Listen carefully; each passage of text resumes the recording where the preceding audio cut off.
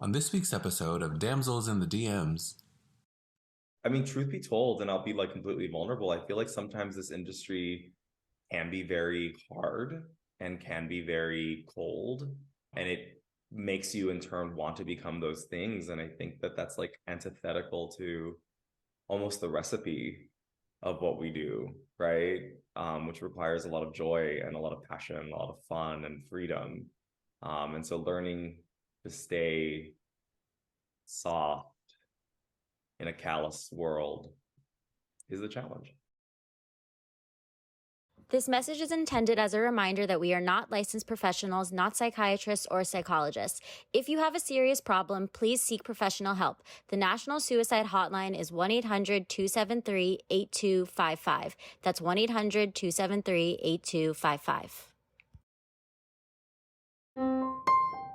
There's some damsels in the DM. Yes, queen.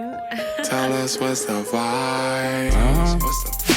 There's some damsels in the DM. Please tell us what's the vibe. DMs, yeah we see them, yeah we read them. DMs, we don't need them, we just leave them. Please. Yeah. It's going down in the DMs. Bye. Hello, everyone, and welcome to another episode of Damsels in the DMs. I am Lauren. And I'm Alejandro. Alejandra, how are you doing? How am I doing? Yeah. Grateful and groovy. I usually, that's my typical response whenever I'm asked that question. And I feel like it's very appropriate now. Today was just wild. Like, I got 2 requests for some audition tapes. I was kind of like, oh my God, how am I going to do this? And They're your new else I gotta agent? do. Mhm. Wow, that's And, great. It was cool because it reminded me of how fun yoga is. I haven't, I'll do weights Did and it stuff. revolve around yoga? Yeah, one was like a physical fitness or like a physical therapy like app sort of commercial, and I had to like do some improv like exercises with like dumbbells, yoga, whatever. And like the dumbbells I'll do regularly, but yoga I kind of let fall by the wayside. And yeah, just getting into it back again. And today I was just like, oh, this let me incorporate this into my morning routine, which I'm not so good at being so disciplined at. But how are you? You know, it's so funny that you're doing yoga because you know what your old friend Lori did the other day for one of her auditions? What happened? She brought old Brian and Ernie to the subway because I wanted to record my audition in the subway. I know I'm a crazy person because the director it's a old play and he wanted like a new take on a character, and he was talking about how like this character would be doing it at 42nd Street, that she's there like trying to entertain people at the subway. And I was like, if I stand in front of my self-tape backdrop, like I'm not going to have that like same kind of frantic energy that you do when you're at the subway. So I like put my blazer down on the ground in the subway and made Brian. I took the mics that I bought for the red carpet, clipped it on, put it in my phone, and made Brian sit there holding the phone as I went and did my little monologue. I love it. That's so cool. My first reaction was like, well, what do you do about the volume? But I mean, that has to be like an easy fix, of The course. mic, that's why. That's Mic, because yeah. the the mics are amazing. I mean, really, like they elevate the sound so much. It's insane. Like it was horrible sound. Brian couldn't hear a word I was saying. And the same with my friend Ola when we were recording the red carpet interviews at Cannes. And unreal. Really changes the game. I love them. Well, I'm glad you mentioned that because we will be seeing the damsels at an upcoming Nosotros event. Nosotros is an advocacy organization that stands for Latinos in the entertainment industry. And they're doing a Pride event on June 27th is when the Nosotros event is taking place. June 28th is when Tonatiuh's event for This Is About Humanity is taking place, which maybe there's an opportunity for us to bring the damsels there and explore what's going on and share with our listeners. But Yes, we can definitely put the link in our bio. I know somebody who's really good at putting links in our bios. already there, if you want to click on the link in the bio, you can find out more information about This Is About Humanity. And today we have Tonatiuh Elise Raras. I had to sing it. I don't know why. When I first saw it, it was just You love it. I love it. I absolutely love it. I love that you love it, and it sounds so beautiful. So I'm like, please continue.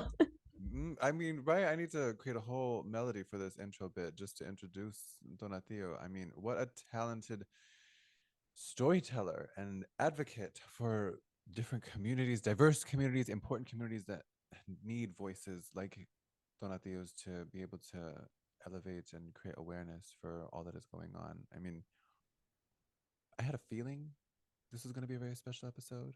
And I feel like I say this all the time, but this one was dope. I mean, damn. Yeah, no, I feel like I learned a lot and everything that he spoke to. I mean, my favorite part about this podcast is learning about people's very unique paths, you know? And what was particularly special about this one was how a DM influenced his success. The power of DMs. We celebrate that. We've been celebrating that here, but now it's amazing to see that another person's experience solidifies and cements the significance of a DM. So, with that, let's get into it. Oh my goodness. Today we have Donatio Elise Raras. Hello, hello, hello. How are you? Hi. Well, I'm doing well. How are you? Magical now that you're here. Finally, we have you in our presence, in our midst. Thank you so much for coming on, though. It's been a wild ride, I'm sure, of this year alone with the strikes that are happening, with advocacy work that you're doing. So I'm super, super excited to get involved, not only in understanding your path as an actor, but also as an activist. Yeah, no, I'm happy to be here. And you're right. It has been a nonstop go, go, go for the world. I feel like no matter whenever we start thinking that we're going to catch a break, we end up just having another battle to climb. But at least these thighs are going to look good climbing those battles, right? Yes. So do you think that you could walk us through your background and tell us a little bit about how you got to where you are today? Yeah, absolutely. Well, I'm a Los Angelino, born and raised. I come from a Mexican Nicaraguan family. And I don't know. Well, okay, so someone always asks me, like, how did I come to acting? And I'm like, well, as a queer femme kid growing up in Boyle Heights, I think your first acting job is to survive, right? Like, that's a good point. Yeah. No, really, truly, because like you have to learn how to code switch just as a means of survival. And I ended up just falling in love with theater. I think I started when I was in my freshman year in high school. And What was your freshman play? The first play I ever did was The Diary of Anne Frank. Oh. But I just remember like being on stage and like sobbing. Like it was so moved by the fake reality that we created in the world. And it just opened me up to really having compassion to other people's stories. And I wanted to have that kind of impact in the world. I wanted to be able to change the way that we see each other and create a more empathetic and tolerant society by means of doing so. And I also think theater and acting is subversive. And so like oftentimes we spearhead culture before it's popular. Yeah. So growing up in Boyle Heights, you've now been on an ABC show, you have a Netflix feature coming out. How does that feel for you? And also, when do you think things started to click for you? Honestly, it feels surreal. I think because like there's two versions of of that feeling. Like there's the day-to-day, which is just, okay, here's another audition. Here's, I've got to go do this. I've got to do that. And so it feels like, oh yeah, I have a job now. Like, so now I'm focusing on the work. And so like that part of it just feels like, great, another job, let's go, whatever. But the part where I actually get to sit into it and feel proud, last year on my birthday, in January, I got a phone call from one of my castmates from Promised Land, Marielle, and she said, you have a birthday surprise. And I was like, what is it? And it was our billboard. They had gone up to, promote the show. And so I picked up my grandma and my mom, who live not too far away from me. And they're like, what are we doing? And I was just like, oh, I just want to take you guys out. And then I drove them to one of the billboards and I showed them the billboard. And like, my grandma was born in 1935. She's, she consumes TV, but it's kind of like unheard of for that. And both my parents and my grandmother are immigrants. And so like that moment really felt where I was like, oh wow, this is something that I should be proud of. It's not just a job, right? Yeah. Yeah, that's so special. Oh my goodness, I trust there were tears of joy too. Not from me. I was more so anxious because like my grandma hates being filmed or photographed. And my Oh. friends joined because I told them what I was gonna do. And so they were constantly filming. So she was just like, you know. But afterwards, for sure, there was definitely some sentiment because those two women are some of the most important women in my life. And it just means a lot that their struggle, as well as my own, but their struggle, like my name, like my work meant something for their struggle wasn't in vain, if that makes sense. Yeah. Absolutely. That was not eloquent, but their struggle wasn't in vain was what I was trying to get to. What else do you think you learned from them? Oh God.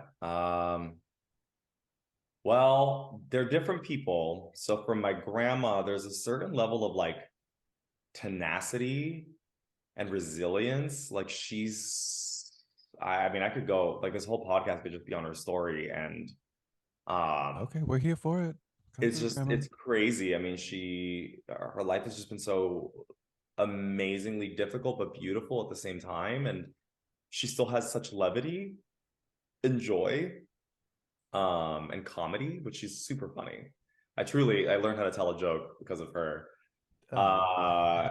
And my mom, this actually kind of similar now that I think about it. Despite a lot of the hardships that's happened to her, she's still soft. Like she's not hardened by the world, and she sees a lot of good in everyone, even people who've wronged her. I feel like she still manages to see them for who they are and like forgives so easily because of like the love that she has in her heart. I feel like those are really valuable tools to carry, especially in as tough of an industry as entertainment can be. I mean, Yeah, I feel like, I mean, truth be told, and I'll be like completely vulnerable, I feel like sometimes this industry can be very hard and can be very cold. And it makes you in turn want to become those things. And I think that that's like antithetical to almost the recipe of what we do, right? Which requires a lot of joy and a lot of passion, a lot of fun and freedom. And so learning to stay soft in a callous world, is the challenge. Yeah. Well, don't people say that the odds of being struck by lightning are higher than being a successful actor? Oh gosh, I did not hear that, but they're not wrong. I feel Yeah. like statistically that sounds right. So, given that that may or may not be true, what do you think you did well on the auditions for those opportunities? What do you think made those opportunities different from, ones that you maybe didn't book? Well, this is just taking shots in the dark, truthfully, because I'm not in the minds of the people who decided to take a chance, right? I think for Vida, what went well was I was in a play. I was doing a play in Atwater Village with the Echo Theater Company. The director, Rodney Toe, who's just one of the most beautiful lights in this world, he cast me in a play where I was the only Mexican drag queen in a Filipino ladyboy massage parlor. Yeah, fun. It was lots of fun. Yeah. very fun. Yes, Um, indeed. and Tanya Saracho, the showrunner for Vida, came the night before we closed. And she sent me, speaking of DMs, this is actually what I was going to bring up later on, but she sent me a DM via Instagram saying, "What's your agent's information? I wrote you a part." Whoa, what? That's so And cool. it was very cool. But like, I don't know. Like I had only been auditioning for about a year or 2 years in, and I was just like, yeah, okay, girl, what casting couch are you trying to put me on? Because like you're sliding into my DMs offering me a role. So I was like, sure, we'll believe it when we see it. But she's a woman of her word, and she, Carmen Cuba's office sent the material the next day or like 2 weeks later or something. And that turned into like one co-star role turned into a guest star role the next episode, which turned into 6 episodes the next season, culminating in the Queerciñera episode, which was great. And then I think the next big break was Promised Land, and that one I was really unapologetically honest. When I got offered the role, I was skeptical about taking it. Like, I actually was considering not taking it, because I was really careful, especially when it comes to queer stories. I'm really tender about how we're represented and what we're exploring, and I really wanted to see something I hadn't seen before. Yeah. You know, and because Antonio, the character I played, he was like rejected and thrown out by his family, and thus became like the villainous character. I wanted to incorporate some psychology into it, along the lines of Dr. Brene Brown with her definition of shame versus guilt. So shame being I am wrong, guilt I did something wrong. I was like, oh, I wonder how a person would act when they're riddled with I am fundamentally wrong, and thus internalize that betrayal to become the betrayer. Mm. So I pitched that to the showrunner on a phone call, and Matt Lopez, who's amazing, just one of the most collaborative human beings I've ever met in my life. He was like, I love that pitch. Let's do it. And I was like, cool. And of course, like, you know, it could have just been smoke and mirrors or whatever, like, but that man has such integrity, and that's truly what we explored on that show. And for this last one, I think this is Carry On. I can't give too much away, but I don't know. I just leaned into the reality of the story, you know? I'm trying to be sensitive because I don't want to do any spoilers. But yeah, I just kind of really leaned into it. And I love how sensitive you are to the creative process, but also so in tune on the emotional side of what the characters are experiencing. And for you to fill in the blanks of the script with that strong sense of self and also awareness of the other, that's a really cool dance on eggshells that it seems like you're doing.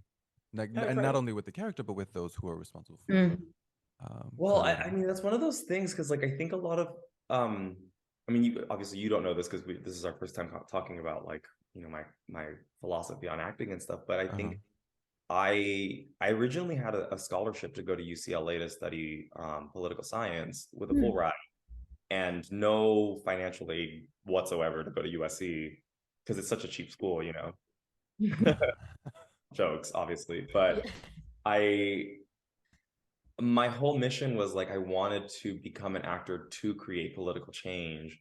And so a lot of my alignment was what is going to push that there. And so a lot of the conversations over the last 20 years digitally has been like, well, what does representation look like? And what does good hiring practices look like? And what is the responsibility of storytellers on a national scale, if not global, right? And so I can't help to separate my politics from my work, if that makes sense.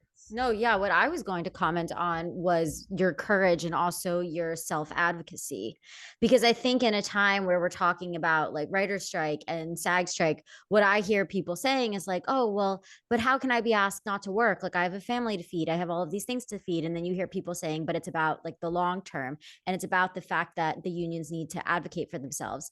And I think that, you know, the problem and a lot of the reason that we are striking right now is because how desperate this career makes us feel. And we're just constantly striving for opportunity. So when an opportunity comes around for an actor, you feel like, oh, I must take it. Of course, like this is my chance. This is my opportunity.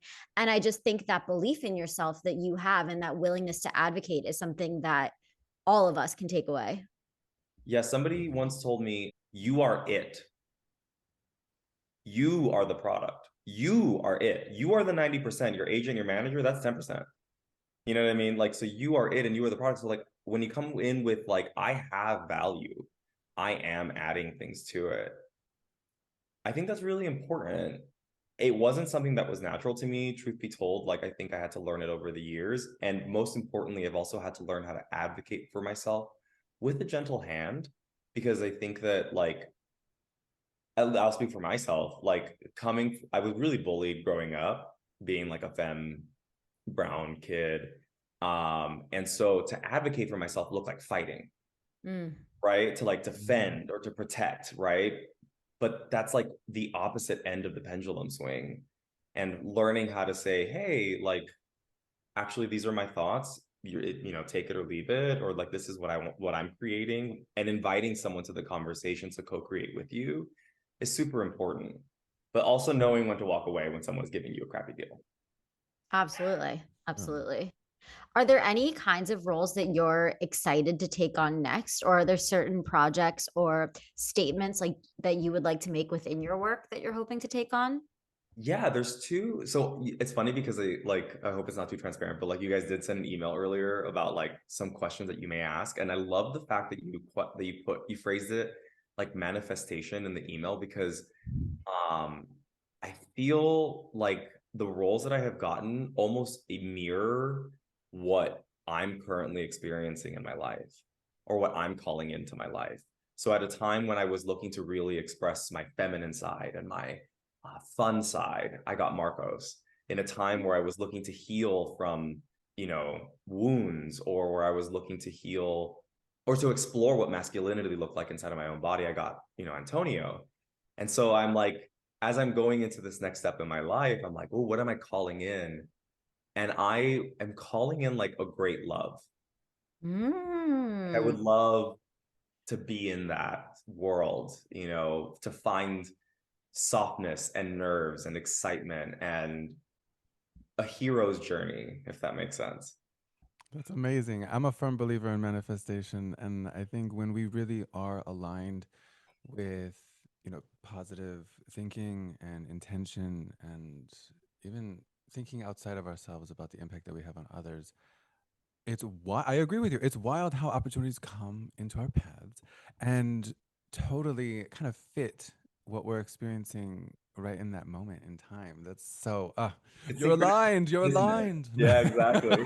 It's so funny because right before you came on, Alejandro was telling me about how the universe was answering my calls and how like opportunities were coming about. And I was like, but Alejandro, why are they like doing it all in the same day? Like, couldn't they have like spread apart these calls a little bit?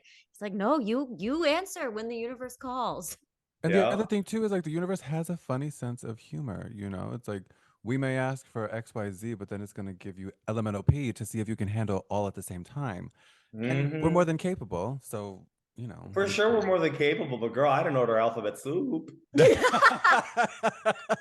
damn. That's the quote of the episode. Going back to like identity and a sense of belonging with community, are there any tips that you can offer listeners in terms of how they can advocate for different communities to which they identify?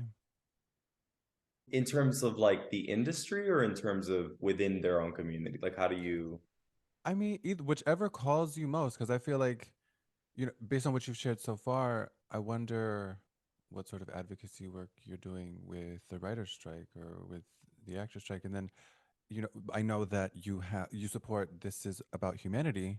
So Yeah, I'd love for you to share a little bit more details about that, but also, ways that others can get involved by tapping into certain identities and, for sure. making a positive impact. Yeah, I mean, I think that we actually have we have surprisingly large amounts of power as individuals. I think my freshman year in college, one of my professors asked us all the question, like, what is the blank experience? Like, what's the Donatiu experience, or what's the Alejandro experience, right? And so like, and really think about like, when people interact with you, what do you want them to come away from? Like, do they want you, like, did you inspire them, or did you make them laugh? Did you make them feel comfortable? Were you, et cetera, et cetera. And oftentimes what I've come to find is that like the things that I as a person am like looking to fill, or like looking to grow through, is like, the world can be quite lonely sometimes, and the world can feel like we're all putting on a strong face at times.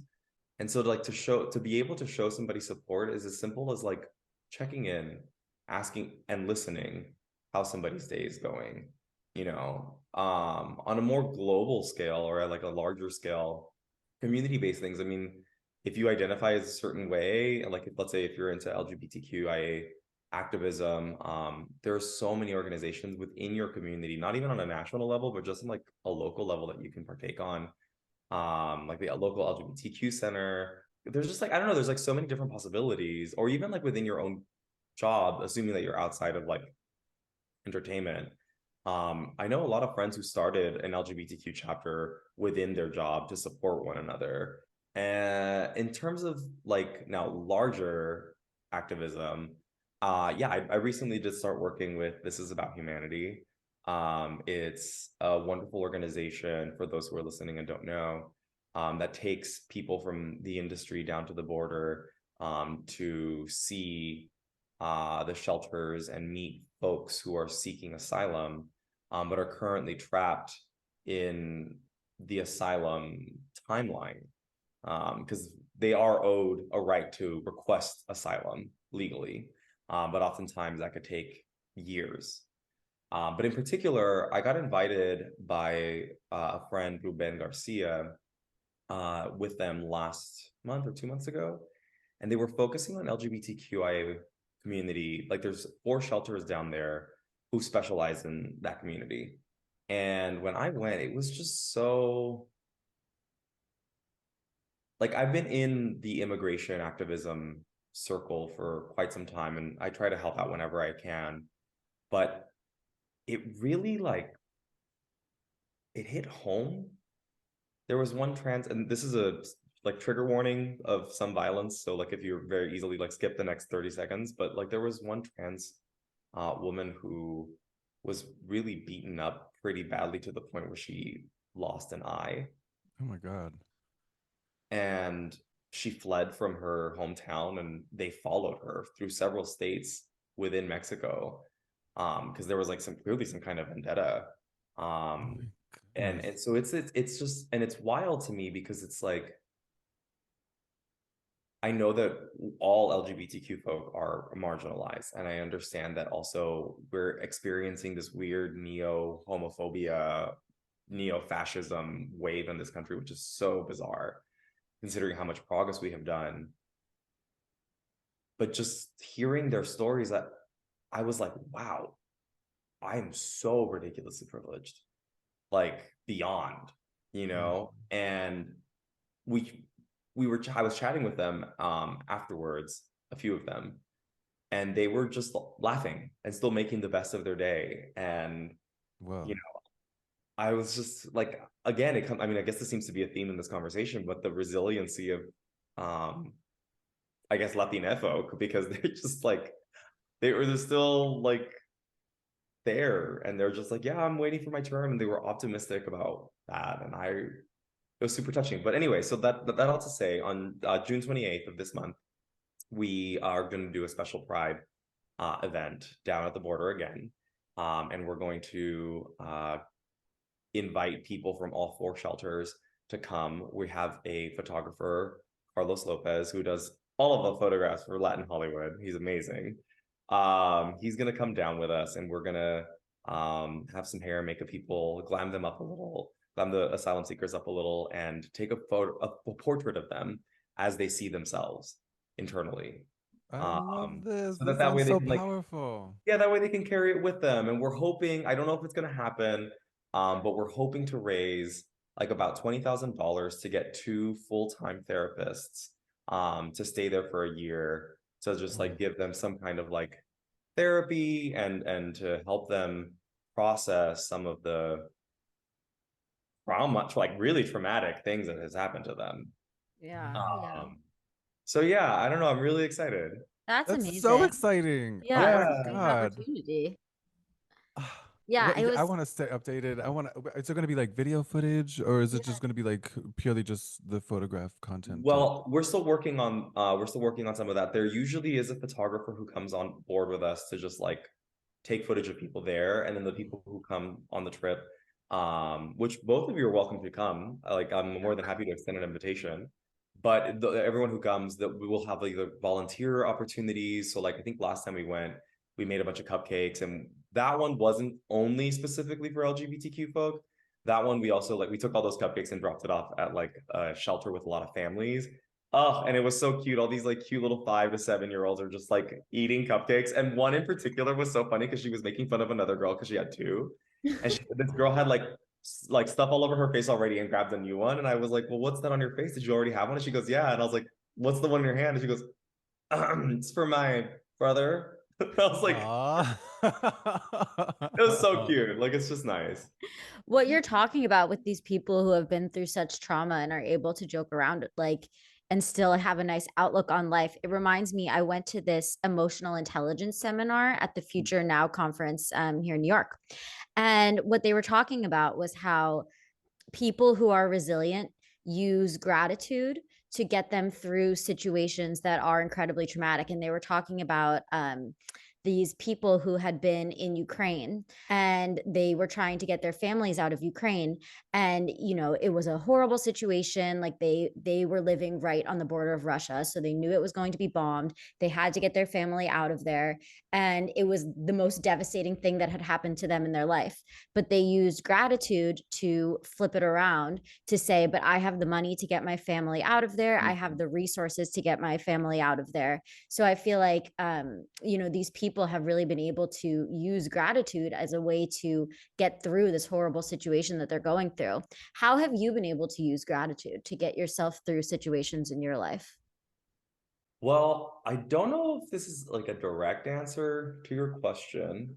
I think that, okay, when I was like in my freshman year in high school, I was not high school, my freshman year in college, I think I was still carrying a lot of narratives about who I was in the world by consequence of things that had happened to me.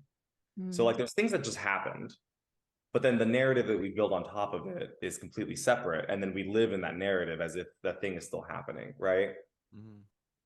And I don't know I don't know if I read it in a book or if like an intrusive thought was just actually quite positive. But like my spirit said, I need you to buy a journal. And I need you to write a list of every person who has ever harmed you down. Just write it all down. Every person you can think of. And then I need you to go one by one and write everything that you're upset about them for. And then I need you to write everything that you did to them in retaliation and like any negative thing. And then I need you to write every positive thing that happened because that person entered your life for whatever reason. And then I need you to forgive them because the positive things wouldn't have happened if the negative things also weren't part of it. And then the last part was then you need to apologize for the things that you have done in return. And I did that for everyone. I did it from like my stepdad down to my childhood bully, down to like the person who cut me off at the red light. I was like, you know, screw you, whatever.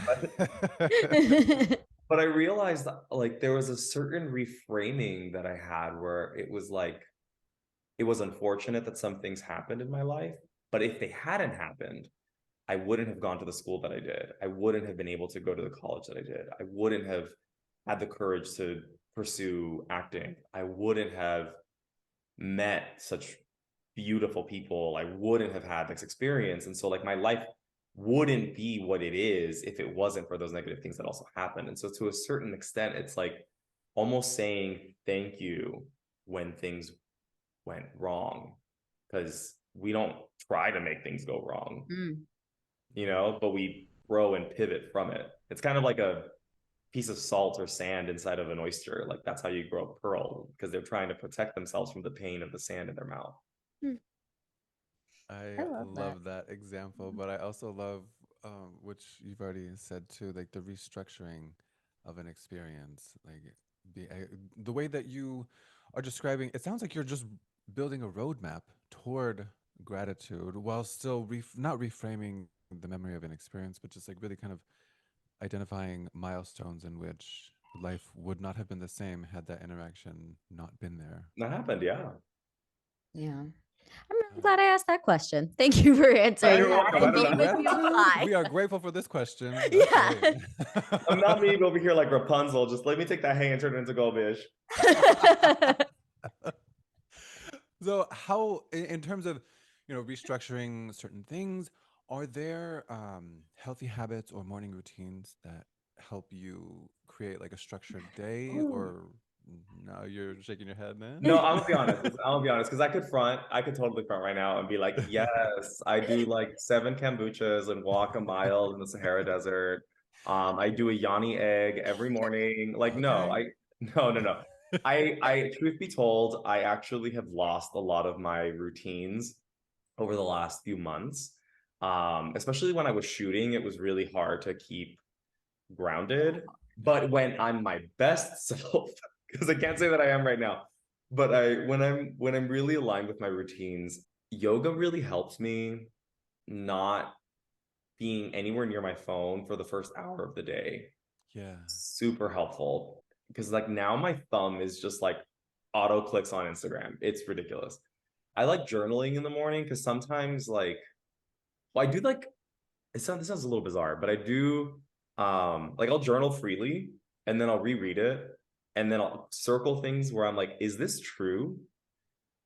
Or like what evidence do I have of this, or what are other like possibilities of this? So like if for instance like, oh, I think my mom's mad at me, it's just like a random thought like that I'll have or something, and then like, well, is that true? What evidence is that? Like, and then what action can I take to see if that's true, to investigate, which is just like a simple call and be like, hey mom, I love you, like what's going on, like. Yes. But instead of allowing my anxiety, like don't feed the anxieties, interrogate them. Totally. That reminds me of this was before I moved out here to LA, but I was still in Michigan. There was a writing coach that I crossed paths with, and one of the exercises that he encouraged at the beginning of, either whatever you place it in your day, is called looping, right? So you have like a few minutes where you're just kind of like free write, journaling, writing whatever comes to mind. Then you take a moment and um, and then you start loop one. And then loop one, you ask yourself, and you write down on the page, now that I've written about blank, I feel, and then you go on for like a few minutes writing about that.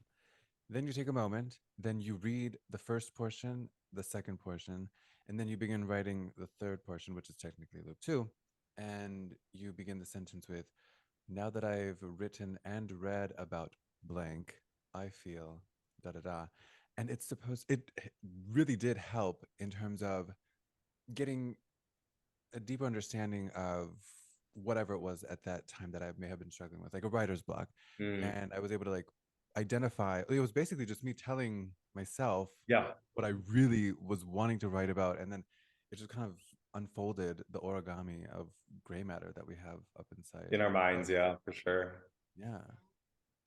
Yeah, I'm curious because I kind of feel like similar to you right now in a phase of life where the routine has been thrown out the window. And I'm not proud of myself. And I agree with you that I'm a much better version of myself when I do have the routine.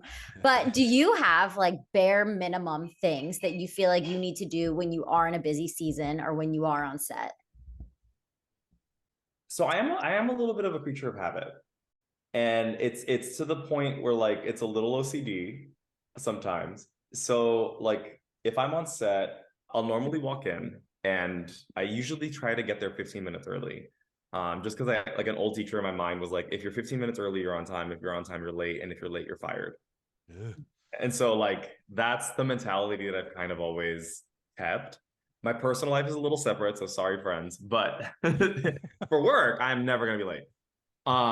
So I usually will show up and I create like a little altar. And so like I have like a picture of my mom and me as a kid. Like I have incense, or I'll have like a candle or things that smell good because I'm very like olfactory driven.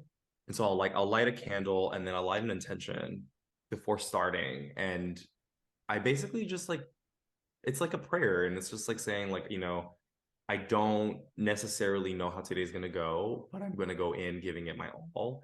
And I'm willing to leave at the door in my trailer my bullshit because it has nothing to do with what we're trying to create here. Right. And then I usually carry like a scent with me per character. Like each character has a different like sensory thing to tap me in. And I'll take a second, and as I'm dressing, like I'll put the scent on me and then off I go. So that's like my routine specifically for like acting work. How do you decide who gets which scent and which has been the favorite scent? And it's funny, I don't ever use the scent again in my personal life. No, because I don't want to their crap on me. Yeah, that's true. But I don't want it. No, I don't know how I decide. It just kind of comes like Because like as I'm putting on the clothes, I'm like, oh, like normally people put on cologne or a specific type of deodorant, and it'll like get you. Like Antonio was this oil that I found at the Melrose Trading Post, and like it was like so old that like the oil had rubbed off, like the tag had rubbed off, so I didn't even know what the name of it was. So like I don't know, I was just like, there it is, it's just for him.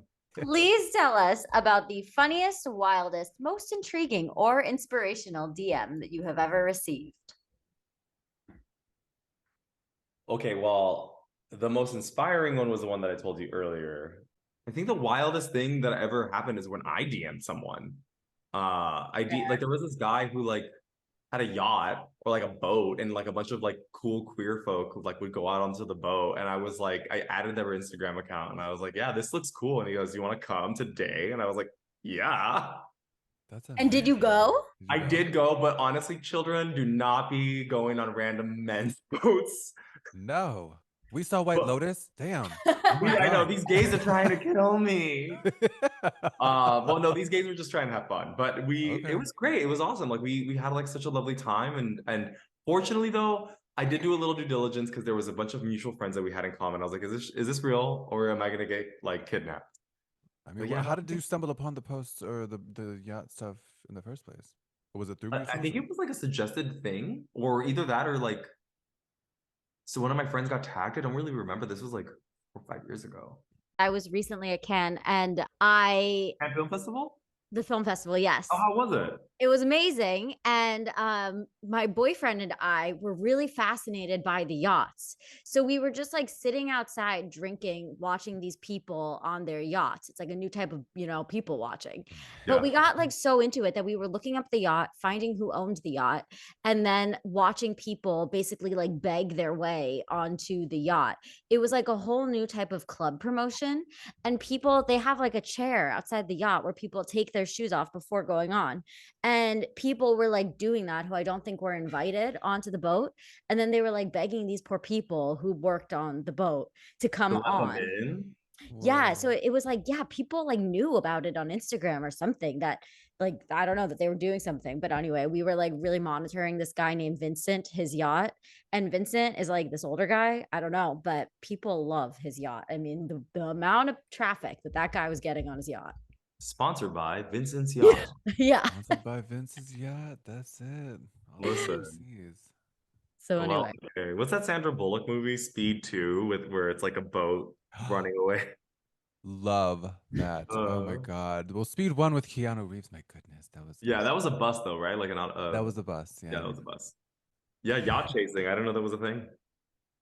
Yeah, who knew? Who knew? But I mean, you've kind of engaged in it, right? So Yeah, listen, I didn't chase. I simple DM, and they said come on board, and I said toot toot. Like Well, this week's DM of the week asks, what are 3 reasons you like your favorite color? and do you have a favorite color? Oh yeah, what is your favorite color first? Okay, growing up, it was orange because my student, like my graduating class from high school was orange, and it was like just vibrant and fun. I would never wear it though. I look ridiculous in orange. I honestly think that recently I've been really attracted to like olive green, if you could not tell. Yeah. Gorgeous green in the background. Yeah. It's just I don't know. I don't know if it's because I'm a freaking Capricorn, or it complements my skin tone, or it creates a level of like calm and sereneness. But yeah, I think like a little olive green is the moment. And those are my reasons. And those are the reasons. Great All answer. Yeah. There we are. There we are. Well, can you please take a few minutes to review for our listeners, not only the projects that are coming up that they can catch you in, but also how we can follow you and support This Is About Humanity and so Yeah, on. absolutely. So in terms of future projects, we have Carry On, which is going to come out on Netflix. It's got an amazing cast: Jason Bateman, Taron Egerton, Danielle Deadweiler, Sophia Carson. So it's pretty jam-packed. It's a lot of fun. I think that comes out at the end of this year. And then if you want to listen to some of my writing, you can check out Love and Gravity, which is a podcast. I think I'm episode 3. That's Padrinas. and Yes, that is which came out last year. which came out last year, and that's available on Spotify and Apple Podcasts. What else? Oh, you can follow me on Instagram, TikTok, and Twitter at I am Donatiu. But only follow me if you like dry jokes, political humor, and drag queens. I like all those things. So Great, beautiful. Then come on board. well, thank you so much for being here. You were such a joy to talk to, and we are so grateful for you taking the time. Yeah, You were amazing. You were Thank amazing. you. What a treat. Oh. All right, everybody. Well, thank you so much for tuning in to another episode of Damsels in the DMs. Well, don't forget to subscribe, to send us a review, to like any sort of content that we have on social media or on the podcast platforms that you listen to us at. And we are always ready for your DMs, your voicemails, your letters, everything. Tell us what's on your mind. Send us an interesting question. Yes, and we'll post who's coming on in the coming weeks so that you know who you're asking questions to. And as Alejandro said, please subscribe, rate, and review on all of your podcast platforms. Rate and review, please. Anyways, All right, everybody. next time. Down in the DMs. Bye. Bye. DMs, we don't need them, we just leave them. Please. Yeah. It's going down in the DMs. Bye.